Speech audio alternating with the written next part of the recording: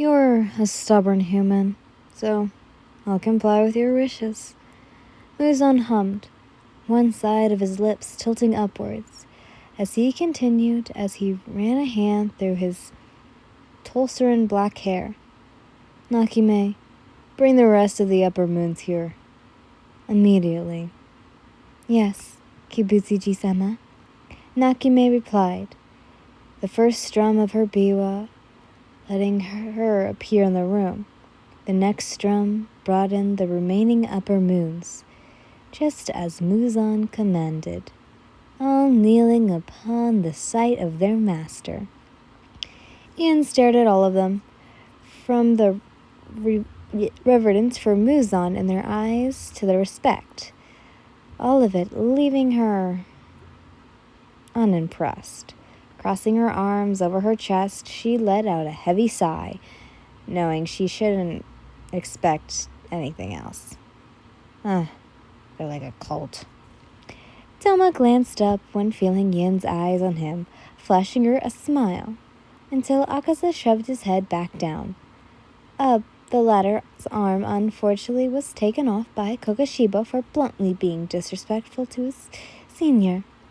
Yin deadpanned at the almost normal action, her attention then turning to Kogashibo when he started speaking. What reason have you called all of them here, Muzan-sama? He questioned, with faint curiosity lacing his tone.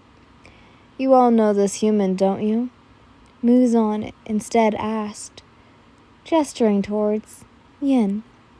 She stiffened when all eyes turned towards her. It was as if they were able to see right through her. They were judging her, sizing her up, mocking her.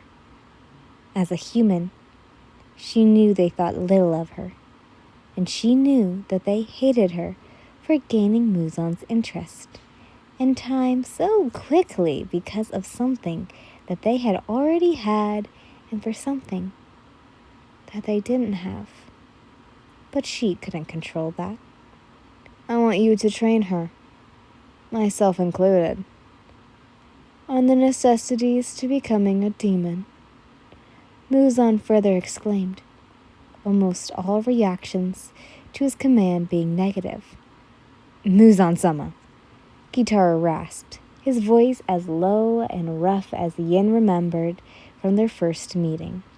Why must we waste our time and energy on such a weak and insignificant human? No matter how much or how hard we train her, a human will always be less than a demon.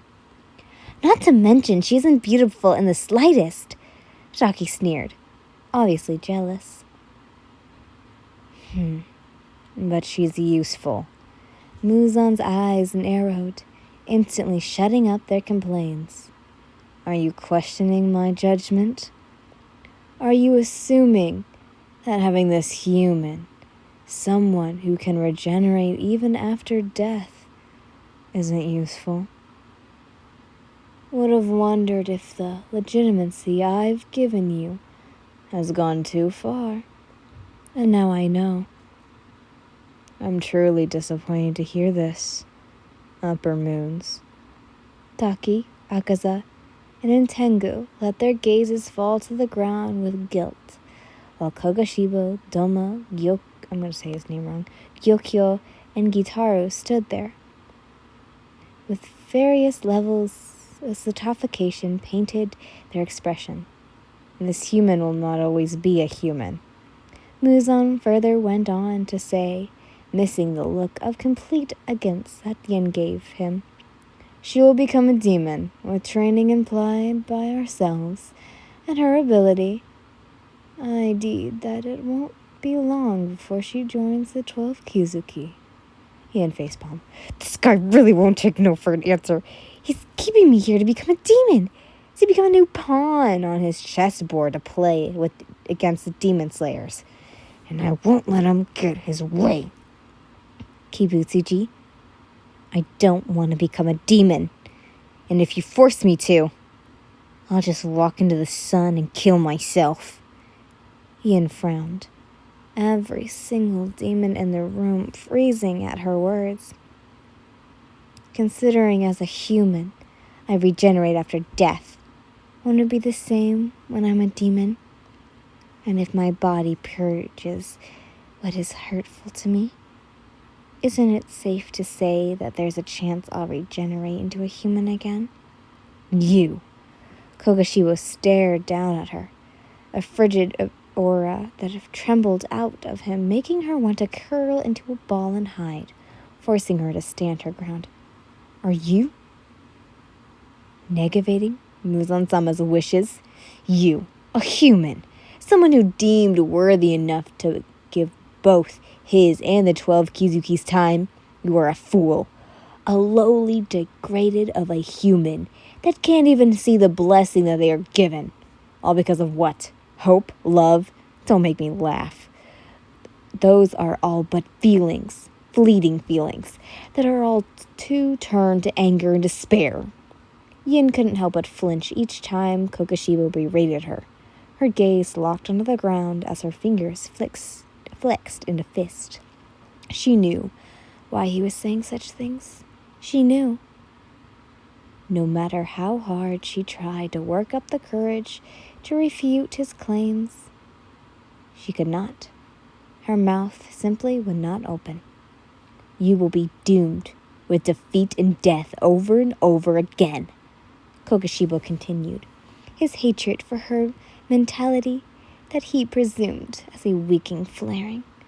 And that is truly unfortunate, human.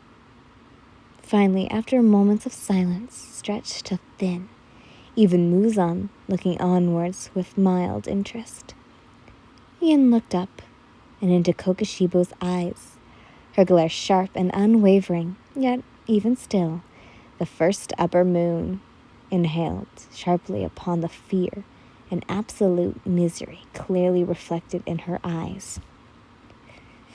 You are right, she finally spoke. Kogashibo didn't expect such an answer, but his harsh outlook on her didn't fade in the slightest. I may always be ruined and killed, but at least I won't be confined to the role of a demon, the role of a monster. She walked towards him until she was only a few feet away, her finger pressed to his chest in a pair with her words. I won't consume this ambition, this envy, with desire to surpass what I've already accomplished. And what's better, I'll have no regrets, no sorrow. As she watched Kogashibo, she saw that calm and composed demeanor he held was quickly crumbling. She only said such things because she knew it would strike deep and broken chord within him that he had been fighting for centuries. Against his brother, against his envy, against his infidelity. Everything that revolved around both his twisted hatred and love for his long-dead younger brother, Yurichi Sawagawa.